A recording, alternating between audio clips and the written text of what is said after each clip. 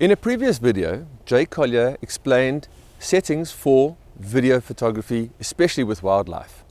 But what about composing for wildlife filmmaking? Many of the aspects are exactly the same as stills photography. You have to have good light. You want to be out really early in the morning, or you want to be out really late in the afternoon to take advantage of those great colors in the golden hours. Composition also remains the same. But there are some special nuances for wildlife video filmmaking, and that's what I want to share with you today.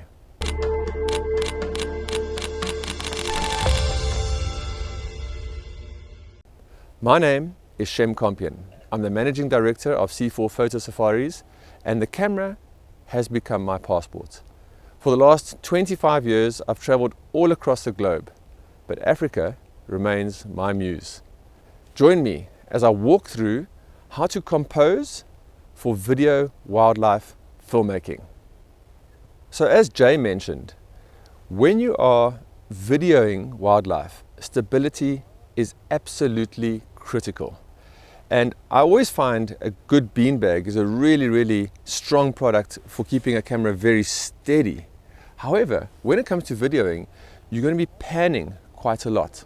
And so therefore your stability methods are different. And here a good panning head becomes essential to get smooth panning as you are working and following an animal or a bird out in the field. Once you've got your stability right, then it talks about how do you approach your composition.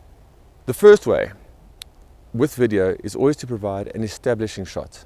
And that means framing your shot a little bit wider than you would normally do. An establishing shot is a very still shot that you frame and you let the movement within the scene play out. It could be the grass waving in the wind. It could be tails of zebra swishing. It's the shot that allows the viewer to, in a few seconds, understand what is going on. Secondarily to that, you then take a tighter shot. And with video, you have another added advantage is here you can focus in really tightly on the details. Mist coming out of an animal's mouth, a tail swishing, backlighting on the hairs.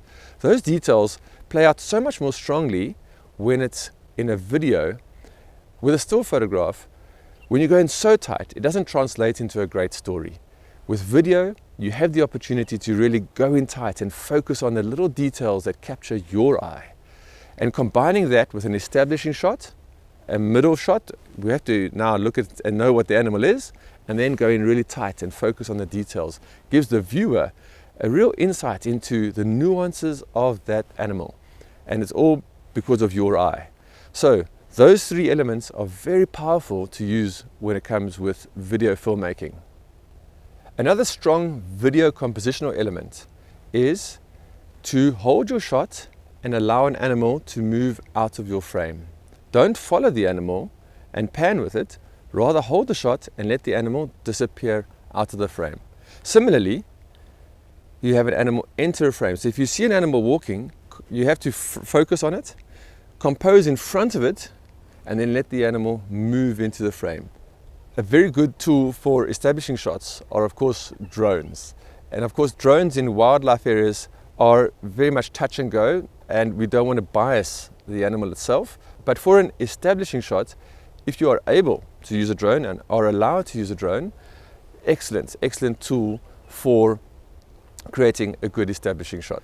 One of my favorites is the pull focus. And you would have seen it multiple times if you've watched any type of movie. But pull focus is where the focus is on the foreground, a small subject in the foreground, and then all of a sudden the lens tracks to the subject at the background. And that's really powerful. It's very difficult to do, but if you're static and you're comfortable, and then you line yourself up with a foreground subject and a background subject, what you normally do is focus on the foreground, move your focus point right to the top of the frame, roll the camera, and then hit the focus point so it locks onto the subject in the background. Difficult to do, but very effective as a technique, and really gives a lot of drama to a shot because it's a very powerful way of showcasing a subject. Filming through vegetation. With stills, it's very difficult to do, and pretty much we almost always want a clean subject. But with filmmaking, now you're creating depth in the storytelling. You've got this nuanced foreground where you've got vegetation or other animals, and your subject is in the background in focus. So having foreground distractions is not necessarily a bad thing. What you want to do here is use a very shallow depth of field and make sure that the subject is very much in focus. So that remains in focus. And the foreground goes completely out of focus, but creates this layer. And in storytelling and in filmmaking, layers are very important. So you want the layers to be there so that you are able to focus on your subject, but create the nuance in the foreground. One of the underrated tools in filmmaking is time-lapse. And time-lapses are used to document movement and action over a period of time from a still shot, and that's of course using multiple frames and watching animals going in and out.